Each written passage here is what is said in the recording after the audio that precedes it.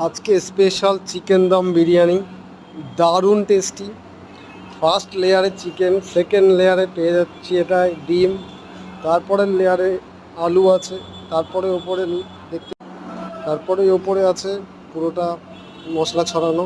দারুণ tasty chicken dum biryani. কার কার ভালো লাগে কমেন্ট বক্সে জানাও।